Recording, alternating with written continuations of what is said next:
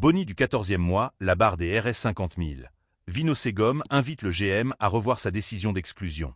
Le président de la All Service Employés Endoder Union Fédération, ACSEF, Vinocegom, déplore le fait que les salariés touchant plus de RS 50 000 ont été privés du boni de 14e mois et du paiement de la compensation salariale annuelle de RS 610. Rencontrant la presse, jeudi, au siège de la Government Teacher Union à Port-Louis, il a affirmé que le gouvernement aurait dû les payer en plusieurs tranches. C'est un gouvernement qui vient de s'installer, il ne faudrait pas qu'il y ait la perception qu'ayant obtenu un 60-0, il se croit tout permis. Plusieurs catégories de salariés sont exclues du boni de 14e mois. Parmi eux, des maîtres d'école, des deputy headmasters, des inspecteurs. Aussi, bon nombre d'employés engagés dans l'agro-industrie. Je demande aux autorités de bien réfléchir et de faire justice à ces salariés et d'éliminer cette frustration qui gagne les ministères. Si ce mood persiste, je ne crois pas qu'on arrivera aux objectifs du discours-programme, a déclaré Vinocegom. Évoquant la publication du prochain rapport du Pay Research Bureau, PRB, le président de l'ACSEF devait faire ressortir que celle-ci est prévue pour cette année. Le gouvernement a déjà souligné que ce rapport sera appliqué à partir de janvier de cette année. Ce qui est plus important, ce sont les consultations.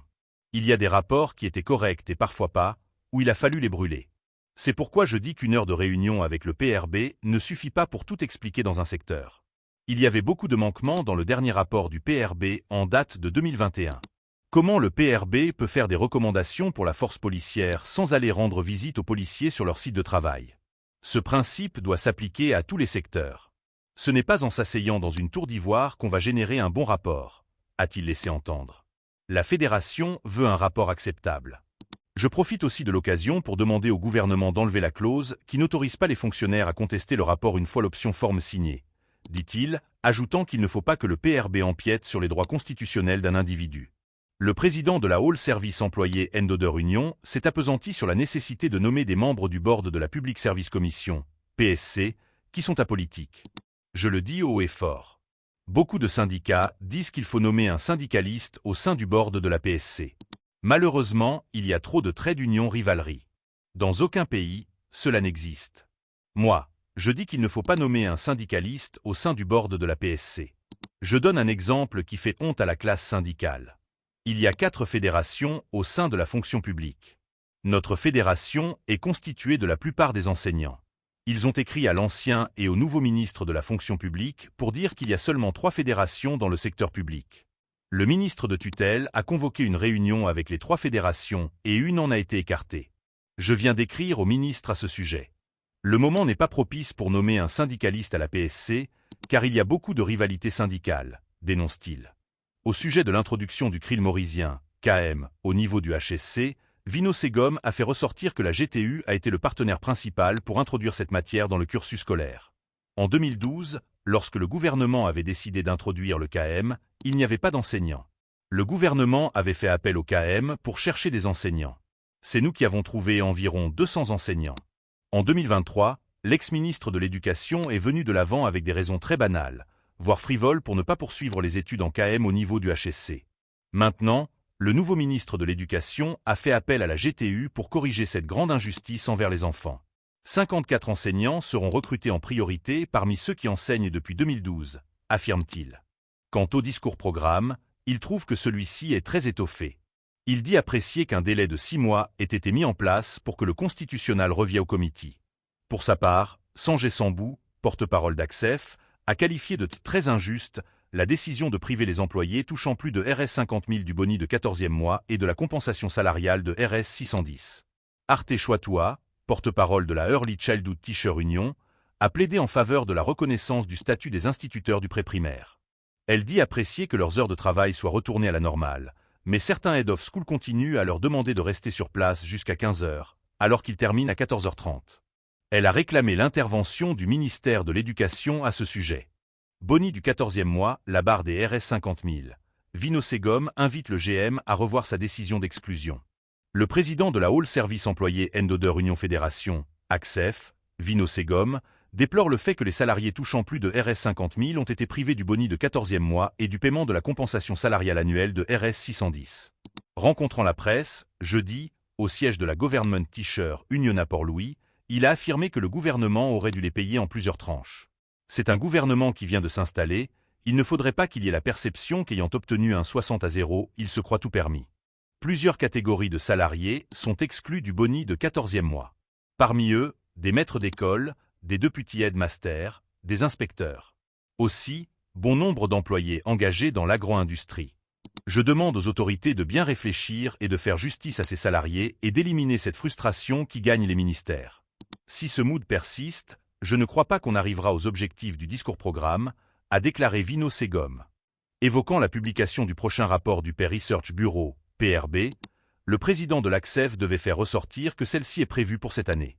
Le gouvernement a déjà souligné que ce rapport sera appliqué à partir de janvier de cette année.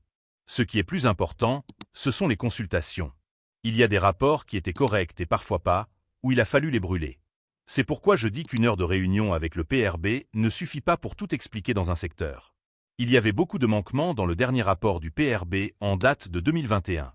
Comment le PRB peut faire des recommandations pour la force policière sans aller rendre visite aux policiers sur leur site de travail? Ce principe doit s'appliquer à tous les secteurs. Ce n'est pas en s'asseyant dans une tour d'ivoire qu'on va générer un bon rapport, a-t-il laissé entendre. La fédération veut un rapport acceptable. Je profite aussi de l'occasion pour demander au gouvernement d'enlever la clause qui n'autorise pas les fonctionnaires à contester le rapport une fois l'option forme signée, dit-il, ajoutant qu'il ne faut pas que le PRB empiète sur les droits constitutionnels d'un individu. Le président de la All Service Employés Endoder Union s'est appesanti sur la nécessité de nommer des membres du board de la Public Service Commission, PSC, qui sont apolitiques. Je le dis haut et fort. Beaucoup de syndicats disent qu'il faut nommer un syndicaliste au sein du board de la PSC. Malheureusement, il y a trop de traits d'union rivalerie. Dans aucun pays, cela n'existe. Moi, je dis qu'il ne faut pas nommer un syndicaliste au sein du board de la PSC. Je donne un exemple qui fait honte à la classe syndicale. Il y a 4 fédérations au sein de la fonction publique. Notre fédération est constituée de la plupart des enseignants. Ils ont écrit à l'ancien et au nouveau ministre de la fonction publique pour dire qu'il y a seulement 3 fédérations dans le secteur public. Le ministre de tutelle a convoqué une réunion avec les 3 fédérations et une en a été écartée. Je viens d'écrire au ministre à ce sujet. Le moment n'est pas propice pour nommer un syndicaliste à la PSC, car il y a beaucoup de rivalités syndicales, dénonce-t-il. Au sujet de l'introduction du CRIL maurisien, KM, au niveau du HSC, Vino Segom a fait ressortir que la GTU a été le partenaire principal pour introduire cette matière dans le cursus scolaire. En 2012, lorsque le gouvernement avait décidé d'introduire le KM, il n'y avait pas d'enseignants. Le gouvernement avait fait appel au KM pour chercher des enseignants. C'est nous qui avons trouvé environ 200 enseignants. En 2023, l'ex-ministre de l'Éducation est venu de l'avant avec des raisons très banales, voire frivoles pour ne pas poursuivre les études en KM au niveau du HSC. Maintenant, le nouveau ministre de l'Éducation a fait appel à la GTU pour corriger cette grande injustice envers les enfants. 54 enseignants seront recrutés en priorité parmi ceux qui enseignent depuis 2012, affirme-t-il. Quant au discours-programme, il trouve que celui-ci est très étoffé. Il dit apprécier qu'un délai de 6 mois ait été mis en place pour que le constitutionnel revienne au comité.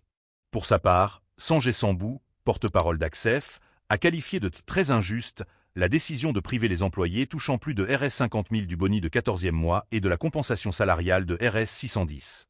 Arte Chouatoua, porte-parole de la Early Childhood Teacher Union, a plaidé en faveur de la reconnaissance du statut des instituteurs du pré-primaire. Elle dit apprécier que leurs heures de travail soient retournées à la normale, mais certains head of school continuent à leur demander de rester sur place jusqu'à 15 h, alors qu'ils terminent à 14 h 30. Elle a réclamé l'intervention du ministère de l'Éducation à ce sujet.